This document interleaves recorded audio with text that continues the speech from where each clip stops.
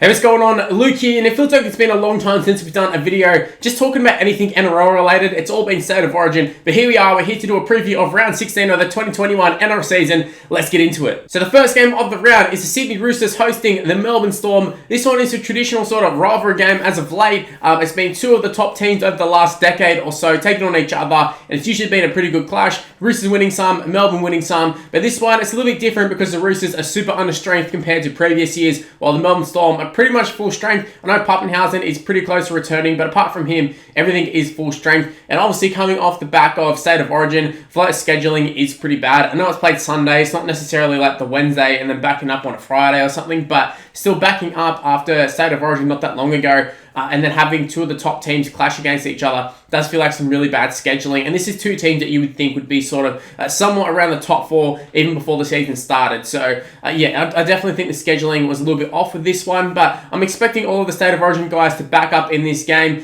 Whether they do or not, it's a different story, but I'm expecting them to. I know Tedesco looked like he had a big-ass patch on his hip, but I can't see any of the Roosters guys missing this game. Actually, it's only going to be James Tedesco and Angus Crichton. I kept thinking there's all these other players, but it's only the two of them who would be missing for the Roosters. But I think Crichton came out pretty unscathed, and Tedesco, like I said, was injured, but I can't see him missing this game purely because of how big of a clash it is against the Storm. Meanwhile, same sort of predicament for the Storm. It's a huge clash taking on the Roosters, and the Storm can't really afford to lose these sort of games if they want to win the minor premiership. So I think they'll be all hands on deck for this one. I'm expecting a really, really good game. I'm expecting a high quality game. Obviously, there's some great little battles here. You've got Munster, who didn't have the best of time for Queensland, but he's coming up against your Lachlan Lamb and Sam Walker, so maybe he's going to teach them a lesson. The young fellas can learn a thing from Munster, but we'll see how he goes. He's been a little bit fired up as of late, Cameron Munster, and not in a good way. So we'll see how he rebounds after State of Origin Game 2. In terms of picking a winner for this one, I'm going to go with the Melbourne Storm because I think they just have too many troops who are just so much classier than the Roosters players. Roosters are a really, really good team, no doubt about it, and they have some really, really good youngsters, but coming up against this Melbourne side,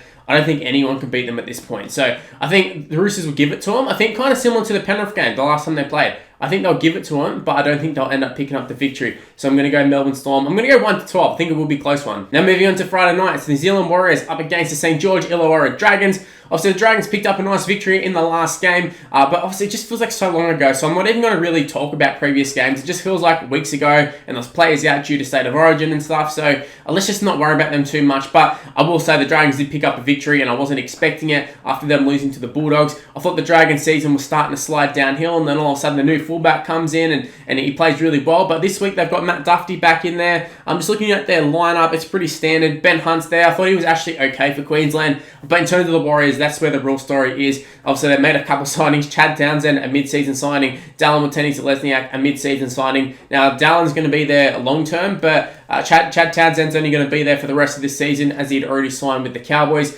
So it's going to be interesting to see how they go, whether they hit the ground running or if they take a little bit of time to adjust. Now, there's a lot of talk about DWZ sort of being injured while playing for the Bulldogs. I know I'm a Bulldog supporter. I've watched him a lot. Definitely a rocks and diamonds sort of player. When he's on, he's absolutely incredible. He's a great fullback. He doesn't have any ball playing though, and he definitely is suited for the wing, and that's where he is right now. He's back on the wing, and that's probably where he's best suited. It's just, I think it's a matter of he doesn't want to play the wing, so he sort of loses motivation.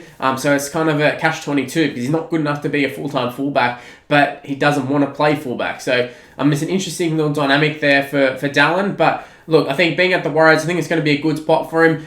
At the Bulldogs, we just, like I said, we won 2 games, and both of them were when he pulled out last minute. So I think there has to be something said about that. And in terms of Townsend, he's found himself in reserve grade at the Sharks, and it's not like they do have some pretty decent halves. Sean Johnson, obviously fantastic, but Matty Moylan, would you even really say he's a halves player? I suppose at the moment he is, but he's always been a renowned sort of fullback who can do a bit of ball playing, and now he's holding out Chad Townsend, who's won a premiership, been at the Sharks for yonks. He's been there for ages, and the previous club he was at was the Warriors, so I suppose it is a good fit in that regards, but I don't know if this is going to change the Warriors' fortunes too much.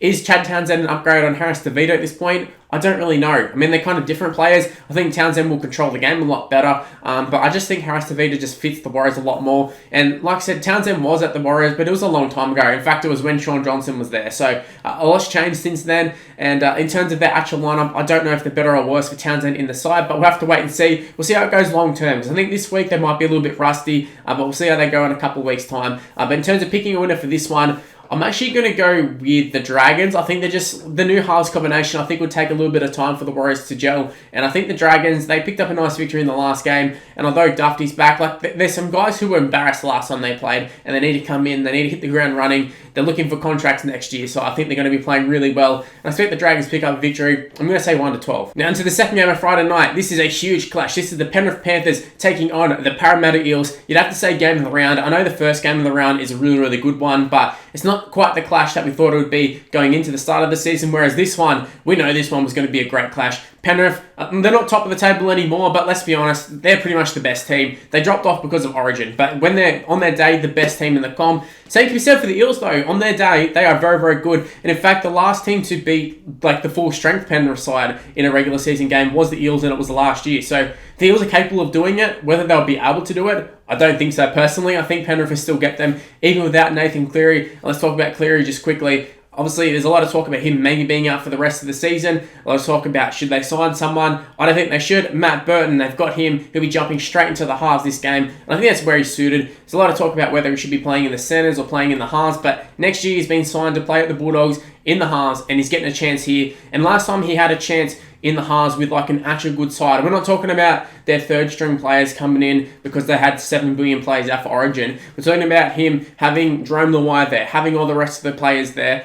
I think Matt Burton will shine, and the last time he played was against the Storm, and they actually picked up a victory. So they've already got a victory over the Storm with Matt Burton. I expect them to pick up another top 4 scalp in the Parramatta Eels for this one. I think Nathan Cleary obviously going to be a huge loss, but I think these first couple of weeks they'll be able to mask it a little bit. And I think they'll get away with it, and then there'll be a lot of pressure off their backs, but I think long term they need Nathan Cleary. In terms of the Eels, this is a great opportunity for Mitchell Moses to really sort of stamp his authority on the game and also try and seal a New South Wales spot. This is the best chance he'll ever have at getting a number 7 in my opinion, because Nathan Cleary, he's younger, he's a lot better, and if he's not injured, he's going to be there. Then you have all these other options, your Jack Whitens and such. So Mitchell Moses, if there's ever an opportunity for you to get a spot, it's right now. So he needs to come out and play a big game, and what a big chance against Penrith. He can come out and put on a showcase. But whether I think will happen is another story. Do I think it will happen? I honestly don't think it will happen. I think Moses will try. Will he try and overplay his hand a bit? Probably. Seems to sort of be his deal.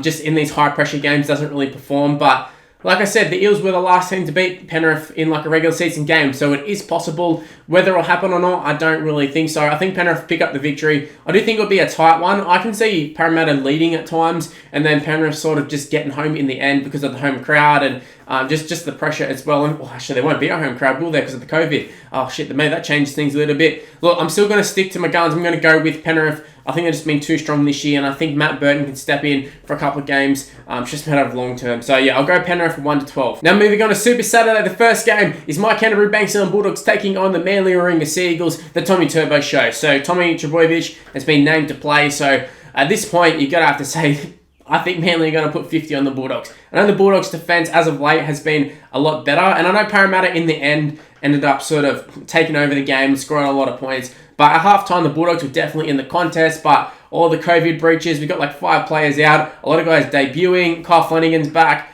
I don't think this is going to be a good day in the office for the Bulldogs.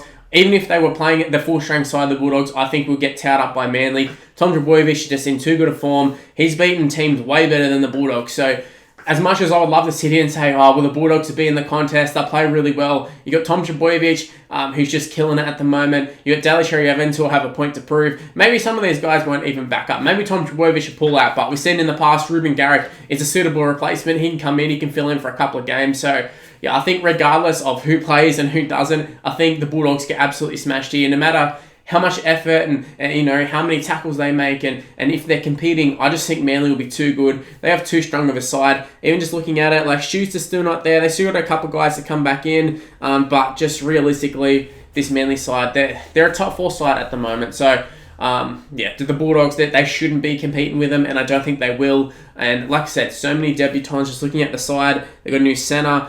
They've got Corey Allen back in on the wing. Like, I don't know what's going on with the Bulldogs. Obviously, Watene Zelezniak has left mid-season. Nick Meaney's announced a sign with the Storm. So I don't know if the Bulldogs will fire up for the back end of the season or they'll drop off, but it'll be interesting, that's for sure. But yeah, for this one, Manly 13 plus, easy one. Now into the second game of Super Saturday. It's the Canberra Raiders hosting the Gold Coast Titans. Now, if there's one thing that I learned from State of Origin, it's the fact that you can see why the Titans are in the predicament that they're in. they've got lots of guys who on their day can be absolutely damaging. Dave Fafita, Tino, even you guys like Ash Taylor and Jamal Fogarty, AJ Brimson, all those sort of guys. They got a lot of guys who, when they play a really good game, they play a 10 out of 10 game. When they don't play well, they play like a 3 or 4 out of 10 and get exposed big time. And same can sort of be said for Canberra at the moment. When they've been good, they've been good, but when they've been bad, they've been really, really bad. For Canberra, Jared Croker comes back into the side. I think the ability is not really there for Croker, but I think the leadership is. So I think they'll definitely be a lot better for having Croker in the side, just purely because of just for a leadership sort of reason. And I'm not going to sit here and say they don't have leaders in the side. Obviously, they've got a lot of experienced guys, but with all of the turmoil that's been happening at the Canberra Raiders club, I think having Jared Croker come back into the side, I can only see it as a positive at this moment, unless he gets exposed big time in terms of, I don't know, he gets shown up in the centres or whatever. But I think Jared Croker's goal kicking's good, his leadership's good, and even guys like Sam Williams, I think just having some familiar faces around the side, I think it'd be good for him as well. Jack White will also be auditioning for a half spot for New South Wales next game, so I think it's going to be a big game for Jack White.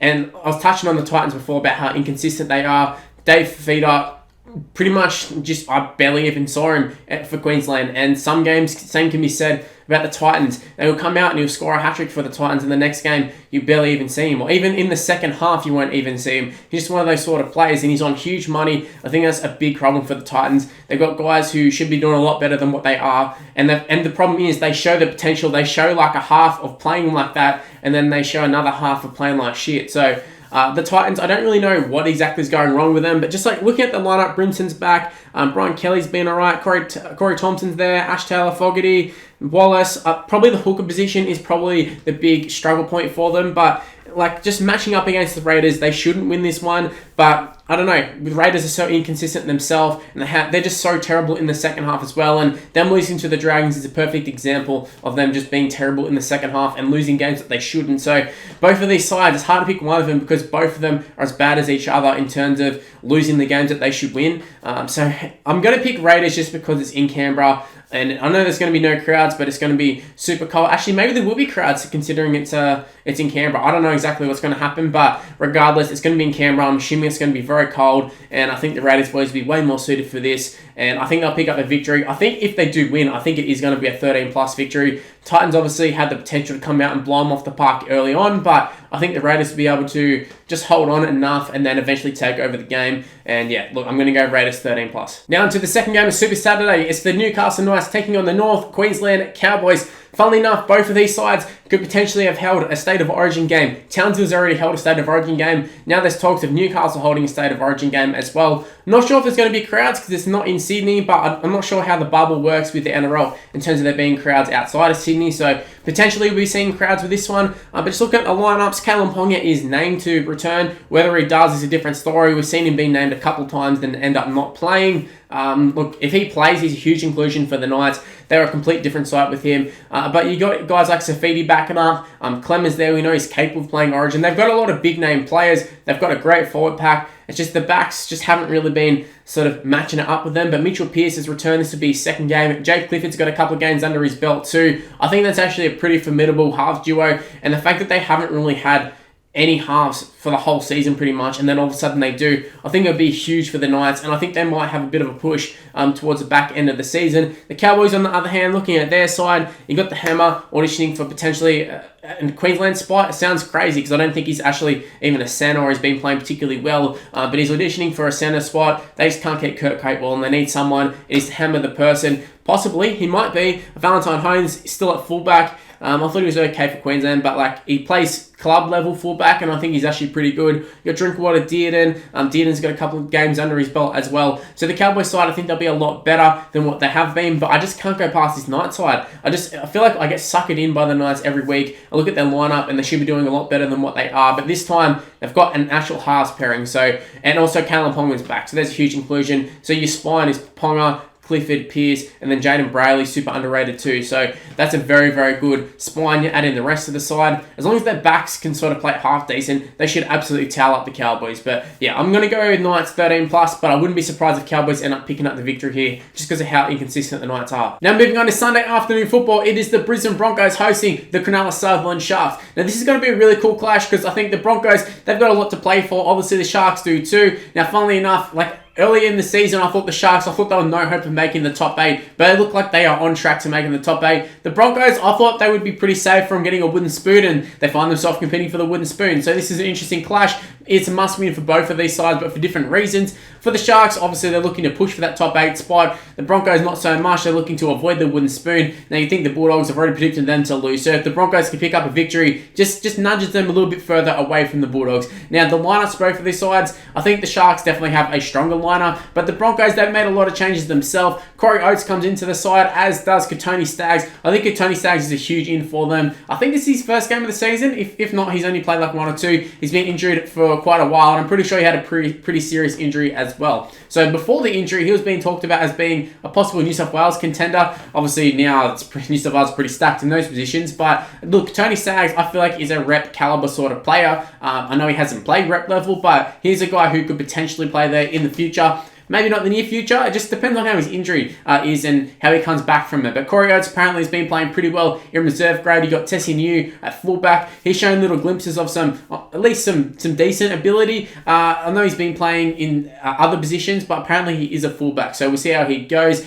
In the halves, you've got Tyson Gamble, Brodie Croft. Well, I'll be honest, it doesn't give me too much hope, that halves combo. I don't know if Milford's the answer. I don't know if Carmichael Hunt's the answer. But their little experiments definitely didn't last very long. But I just don't understand the 1 week they've got this half, and the next week they've got the next one. And I feel like they need a little bit of stability. I feel like, how are you supposed to get anything going? How are you supposed to get any cohesion when your halves are different every single week? Like, look at how many halves they've actually had. It's absolutely ridiculous. But in terms of picking a winner for this one, I feel like on paper Sharks will win this one, but it is a home game for the Broncos, so I could see them easily get up for it and maybe sneak a victory. But I think your smart money will be on the Cronulla-Sutherland Sharks. I'm going the Sharks. I'm going to go them 13+. I feel like if they're going to win, I think they'll win well. Now, moving on to the last game of the round, it is the West Tigers taking on the South Sydney Rabbitohs. Now, straight up, this is going to be a bloodbath. I don't see any way that the Tigers really win this one. I know in the last game, it took that last-minute try, and Tom Burgess, I think, went over and scored, and all the controversy, Luke Brooks ran length of the field, and they went back, and it turns out Rabbitohs did actually score.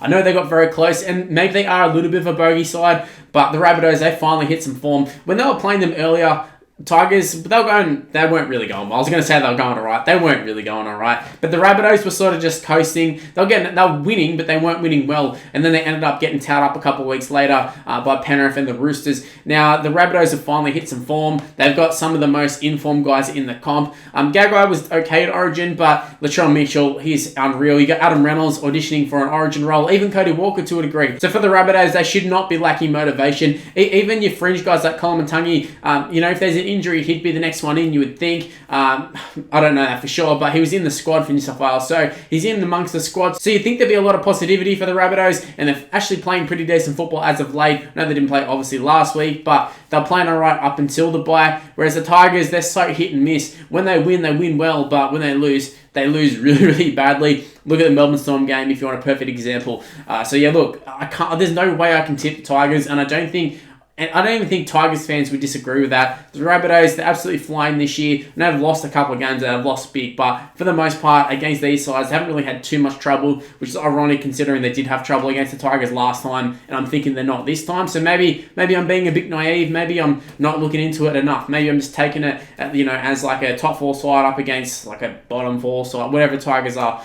So I don't know. On paper, it seems like the Rabbitohs should destroy them. They've got plenty to play for. Rest of the Tigers, not so much. So for me, I'm going Rabbitohs 13+. Anyways, those are my tips for round 16. Let me know in the comment section below. What are your thoughts on the tips? Are they good? Are they bad? Let me know your tips as well. Go ahead, leave it, and we can have a little bit of a discussion. Also, if you happen to enjoy this video, make sure you go ahead and smash the like button and subscribe to the channel if you're new around here. Also, make sure you use the notification bell. It's super important. Make sure you don't miss any of my videos because I've been uploading pretty frequently as of late. So use the notification bell, be notified immediately, get a little notification on your phone or whatever device you're using, and click on the video, leave a comment, leave a like, do all that sort of stuff. And never miss my videos. Also, give me a follow on social media. It's on the screen right now. It's Mr. Luke and YT for the most part. It's Mr. Luke just for Facebook, but for everything else, it's Mr. Luke and YT. So go ahead, give me a follow, give me a like, give me an ad, do all that sort of stuff. And like I said, stay tuned for more content on the channel. Might have a little bit of a break from some Origin news, but there's always going to be plenty of stuff to talk about. So, look, stay tuned for more content on the channel. And that's my round 16 tips done. Thanks for watching, and I'll see you in the next one. See yous.